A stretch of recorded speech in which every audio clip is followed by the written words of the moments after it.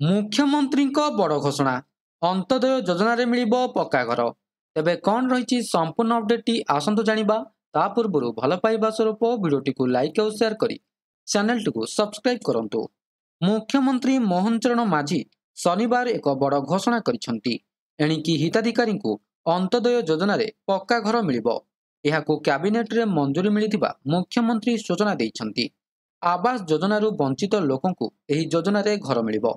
3 ବର୍ଷରେ 2,25,000 ହିତାଧିକାରୀଙ୍କୁ ଘର ପାଇବେ। ଘର ପାଇଁ 1,20,000 ଟଙ୍କାର ଆର୍ଥିକ ସହାୟତା ମିଳିବ ବୋଲି ମୁଖ୍ୟମନ୍ତ୍ରୀ କହିଛନ୍ତି।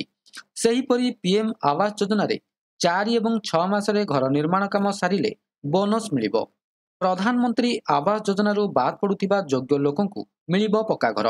କୌଣସି କାରଣରୁ ପିଏମ୍ ଆବାସରୁ ବଞ୍ଚିତ ହେଉଥିବା ଯୋଗ୍ୟ ହିତାଧିକାରୀଙ୍କୁ ଘର ଯୋଗାଇ ଦେବେ ରାଜ୍ୟ ସରକାର। ଏନେଇ ରାଜ୍ୟ କ୍ୟାବିନେଟ ନିଷ୍ପତ୍ତି ନେଇଛି।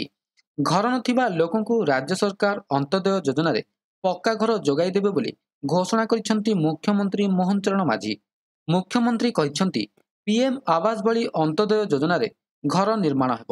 ଅନ୍ତୋଦୟ ଯୋଜନାରେ ଘର ନିର୍ମାଣ ଲାଗି ମିଳିବ 1,20,000 ଟଙ୍କାର ଆର୍ଥିକ ସହାୟତା। ଯୋଜନାରେ ଅନୂନ୍ୟ 2,25,000 ନୂତନ ପକ୍କା ଘର ଆସନ୍ତା 3 ବର୍ଷରେ ନିର୍ମାଣ ପାଇଁ ଲକ୍ଷ୍ୟ ରଖିଛନ୍ତି ରାଜ୍ୟ ସରକାର। ପ୍ରଧାନମନ୍ତ୍ରୀ ଆବାସ ଯୋଜନାରେ ଆଗୁଆ ଘର ସରିଲେ ବୋନସ୍ ମିଳୁଛି। ଅନ୍ତୋଦୟରେ ବି ମିଳିବ। 4 ମାସ ମଧ୍ୟରେ ଘର କାର୍ଯ୍ୟ ସାରିଲେ 20,000 ଟଙ୍କା, 6 ମାସରେ ଘର କଲେ 10,000 ଟଙ୍କା ବୋନସ୍ ଦେବେ ସରକାର। ଠିକ୍ ସେହିପରି ଅନ୍ତୋଦୟ ଯୋଜନାରେ ପରିବାରରେ ସଂଜ୍ଞାକୁ ସରଳୀକରଣ କରାଯାଇଛି, ଯେଉଁଥିରେ ପରିବାର ଅର୍ଥ ସ୍ୱାମୀ, ସ୍ତ୍ରୀ ଓ ନିର୍ଭରଶୀଳ ପିତାମାତା ଓ ସନ୍ତାନ।